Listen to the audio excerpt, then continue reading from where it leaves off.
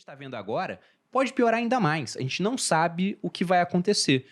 E, poxa, o argentino, ele vendo isso, ele pensa, eu tenho que me proteger, mas não tem acesso a dólar. Como você se falou aqui, eles estão com reservas cambiais se esgotando. Você falou que é mais ou menos 5 bilhões? É, a reserva líquida tá 5 bilhões, né, Fernando? Esse é o dado. Cara, 5 bilhões, eu fui olhar o valor de mercado da Apple, é 2,71 trilhões, né? E só de negociação de Apple por dia já é muito mais do que a reserva cambial argentina, mas isso equivale a 0,2% do valor de A mercado Apple da tem Apple. no caixa mais de 100 bilhões de dólares. Podia emprestar pra caixa Argentina. dela, no Deixa caixa. eu só... Ou não, né? Porque eles deram 10 calotes já.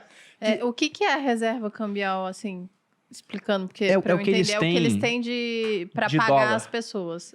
Por As exemplo, aqui no dívidas. Brasil a gente tem quase 300 bilhões de dólares em termos de reservas cambiais, né? Tá. O Banco Central tem isso. Então, o estrangeiro, ele vê o seguinte, se eu mandar dinheiro pro Brasil, para investir no Brasil, eu tenho que trocar o meu dólar por real. Só que se eu precisar, não tem aqui um limite de troca. Eles não colocam um limite no câmbio, né? E também não controla artificialmente a cotação. Sim. É mercado e eu não tenho limite. Então, eu posso entrar e eu posso sair do país tranquilamente. Sendo que também, se o investidor estrangeiro pensa em emprestar dinheiro para o Brasil, ele olha, poxa, o Brasil tem uma dívida pública externa controlada, porque a dívida pública interna você pode pagar em real, né? A externa em dólar. Ele deve pouco e, além de dever pouco, ele tem muita reserva. 300 bilhões é reserva pra caramba. Pode pagar. Agora, na Argentina é o contrário. Quando eles olham, tem muito calote. Já foram 10 calotes. Além disso, os caras não têm dólares. Ninguém tá mandando dólar pra lá, porque se manda não pode tirar de volta. Como que eu vou emprestar dinheiro pra Argentina? Ninguém em sã consciência faz isso no final das contas. Entendi. Então eles estão numa situação realmente que é um negócio que não dá pra ver uma solução.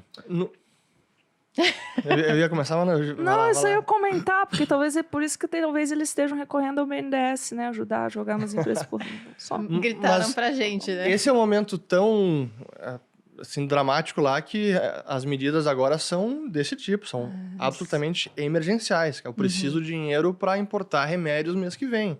Está nesse Complicado. nível. Então, mas você mencionando a inflação que em outros anos, outras décadas também superou assim, níveis absurdos.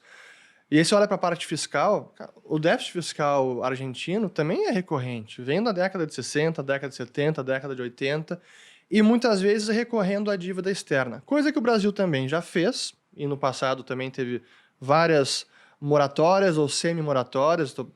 Devo, não nego, mas vou pagar quando puder. A Argentina também teve 8 moratórias, o Brasil 8 ou 9. Então esse histórico de devedor, de gastador e que não é bom pagador, ele é recorrente na América Latina e a Argentina agora está se superando. Uma das grandes diferenças entre o Brasil e a Argentina no período recente foi o Plano Real, que foi uma reforma monetária, mas também foi uma reforma fiscal e uma reforma bancária.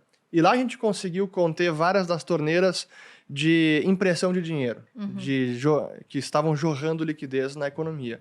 A Argentina não conseguiu fazer isso até hoje. Esse é um dos grandes diferenciais da nossa economia para deles. É, que foi também, teve a questão da responsabilidade fiscal, né, no Plano Real, que foi um pacote, né? Aí, mais adiante, em 2000, a LRF, que foi fundamental, ali já estávamos saneando os bancos privados, que não era o principal problema, mas sim os bancos públicos.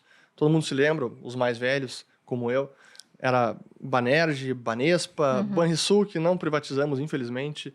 Enfim, todos os estados tinham seus próprios bancos estaduais, que eram fontes de impressão de dinheiro. Eles imprimiam dinheiro para emprestar para o próprio estado, controlador, que não pagava, e daí o Banco Central tinha que resgatar os bancos estaduais imprimindo O que dinheiro. causava bastante inflação. O que era uma das grandes fontes de inflação. Isso foi saneado. E depois, felizmente, na década de 2000, e com o presidente Lula, quitamos a dívida externa, o grosso dela, a ponto de hoje não ser um problema, o que para a Argentina ainda é um grande problema.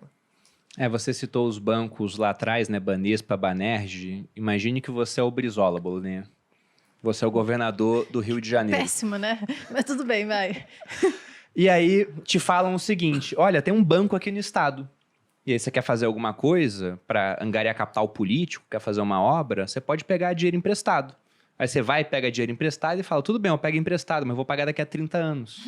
Então o estímulo era muito grande para pegar o empréstimo e quem ia pagar essa dívida era alguém que ele nem conhecia. Pô. Ou seja, eles gastavam muito mais do que de fato arrecadavam, faziam dinheiro, Exato. Para que aumentar imposto que gera impopularidade, se eu posso simplesmente pegar dinheiro emprestado no Banco do Estado e aí lá na frente alguém vai pagar essa dívida. Só que imagine isso acontecendo em todos os estados do Brasil, basicamente. Como é que você vai fazer uma reforma lá no governo federal se você não tampa esses ralos estaduais? Então, de fato, o Plano Real ele teve muitos méritos aqui no Brasil. E hoje a gente convive com uma inflação muito mais amena comparada com a da Argentina. E depois, né, teve Plano Real, passou um tempo, na época do Armínio Fraga, veio o tripé macroeconômico, Exato. que fala que aqui no Brasil nós temos que ter responsabilidade fiscal, que é o que o Rich falou, né? A Argentina enfrenta déficits recorrentes. E nós passamos a enfrentar também após 2014. O que é o déficit? Diferença entre o que se arrecada e o que se gasta. Se você tem uma diferença positiva, arrecada mais do que se gasta, arrecada, porque a gente arrecada muito, né? Mas também gasta muito, mas se é positivo, superávit. Se é negativo, déficit. Se você tem déficit, tem que pegar dinheiro emprestado. Aumenta a dívida. Então, responsabilidade fiscal. Você tinha metas de inflação também para deter essa desvalorização da moeda, que não poderia ser de maneira muito acelerada. E graças à responsabilidade fiscal e a questão de meta de inflação, você poderia ter um câmbio flutuante.